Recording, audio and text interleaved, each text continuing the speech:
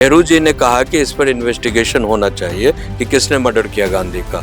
जब investigation report आया तो उसमें आरएसएस को एक्सोनरेट कर दिया गया।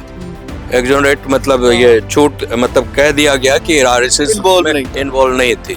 गोडसे का नाम आपने सुना होगा, नथुराम गोडसे। तो नथुराम गोडसे जो है उसने महात्मा गांधी की हत्या की।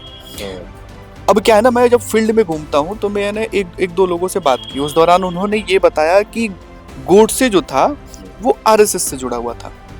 अब क्योंकि आप कानून के जानकार भी हैं, जानते भी, अब आप इस पर थोड़ा बताइए मेरे व्यूअर्स को। बताता हूँ। देखिए, गोडसे जो थे पहले आरएसएस से जुड़े थे, लेकिन जब घटना घटी है तो बिकॉज आरएसएस जो है गांधी की हत्या करने में इंटरेस्टेड नहीं था, तो इन्होंने क्या किया, जो उस समय जो पैरेलल एक एक्सट्रीमिस्ट ऑर्गेनाइजेशन हिंदुओं की चल रही थी, हिंदू महासभा, ठीक है ना, तो ये आरएसएस को छोड़कर हिंदू महासभा ज्वाइन कर चुके थे उस समय। उनके प्लानिंग के अनुसार ये सारा काम हुआ था, ठीक है।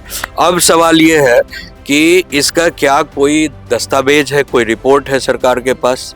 है, बताइए क्या। हाँ, इसका दस्तावेज है जब नेहरू जी ने कहा कि इस पर इन्वेस्टिगेशन होना चाहिए कि किसने मर्डर किया गांधी का, तो इसको जो है पाया गया, जब इन्वेस्टिगेशन रिपोर्ट आया तो उसमें नाथूराम गोडसे का नाम तो आता है, लेकिन आरएसएस के बारे में कहा जाता है कि जब ये mister Godse was the date he assassinated the Gandhi, he was not member of the RSS, rather he was member of the Hindu Mahasabha, और उसमें आरएसएस को एक्सोनरेट कर दिया गया।